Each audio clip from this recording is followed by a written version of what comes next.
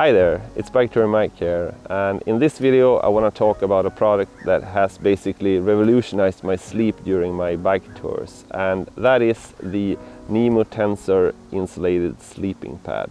So I got this sleeping pad for this new season, but before I made my final verdict and made a review on it, I really wanted to put it to the test.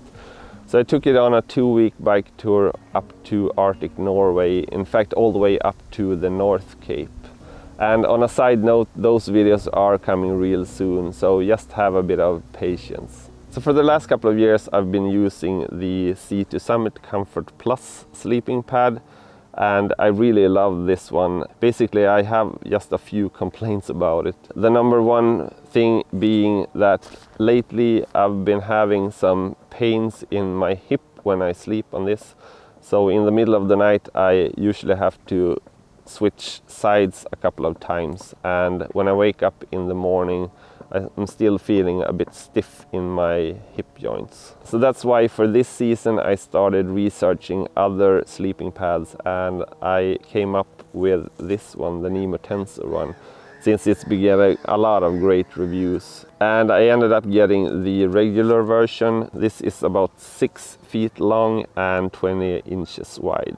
And even though I'm quite a tall person, I'm 6'2" myself, or 188 centimeters, it fits me really well. And the biggest benefit of this is that it takes up a lot less space in my panniers compared to my old one. The weight of this one is 425 grams and this one is 845 grams. So the Nemo Tensor is basically half of the weight of the Sea to Summit. Another great feature of the sleeping pad is that it comes with a pump sack. And after getting to camp after cycling for 6 or 7 hours, the last thing I want to do is to start inflating my sleeping pad with my mouth.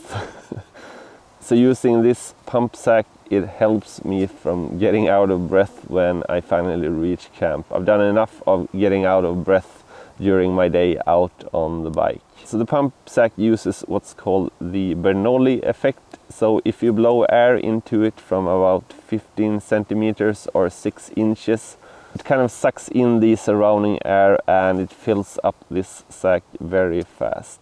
And after you've done that, you basically just close the sack and push air into the sleeping pad itself. And if you repeat this procedure for about 2 or 3 times, the whole sleeping pad is inflated. And a bit of caution here, I made a mistake when I used it the first couple of times. I didn't read the instructions, which I normally don't do when I get new products. And I filled up the pump sack directly from my mouth, which I shouldn't really have done. First of all, you basically lose the function of the whole pump sack. You might as well just fill up the sleeping pad right away.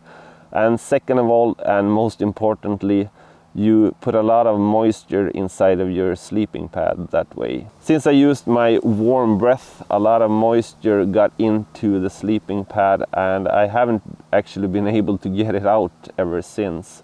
So I still have some moisture left inside of the sleeping pad, and now I'm a bit afraid that in the future it might turn into mold. So be sure to don't do that. Read the instructions and fill up the pump sack from about 6 inches away instead. And the sleeping pad comes with a dual valve system. So when you inflate it, you basically just have one of these valves connected to the sleeping pad, and it's a one-way valve. So when you fill it up, air won't get out of the sleeping pad, which is really a great thing, since otherwise it would take forever to fill this one up. And when you're done inflating it, you put on the second valve here, like this. And when you've filled up the sleeping pad, you can also sort of micro adjust the firmness of the sleeping pad by pulling this little string in the middle of the valve. So during my 2 weeks of using the sleeping pad, I found that I could actually release a fair amount of air and still have a very comfortable sleep.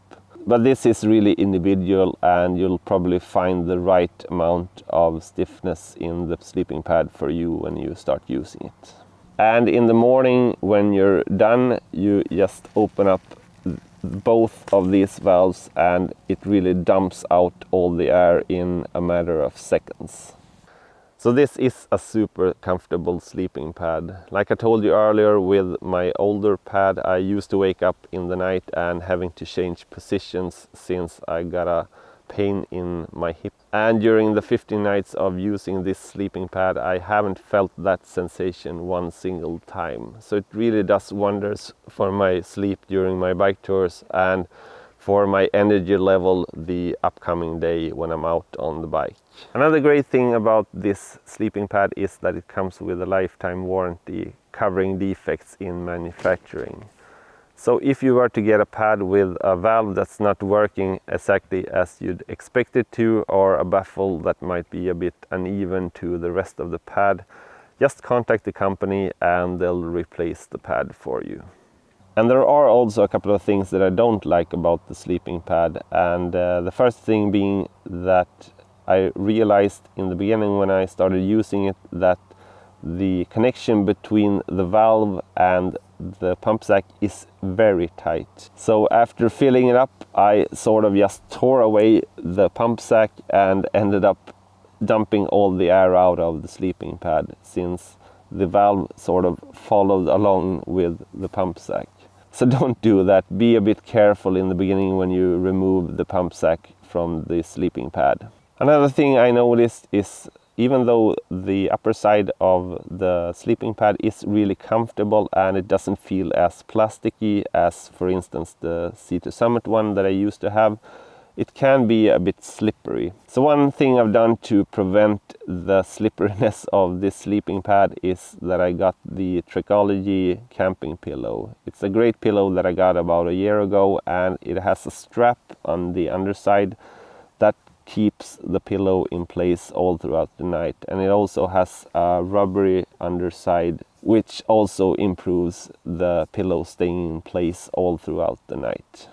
So this is a really great sleeping pad and I can really recommend it. And the biggest benefit of it is, of course, its low weight and tiny size. So it basically disappears inside of my bikepacking bags. Plus the fact that it's really comfortable to sleep on. And as an extra bonus, the pump sack that comes along is also great, and it saves me getting out of breath when I reach camp at the end of a long day on the bike, and saves me some time as well.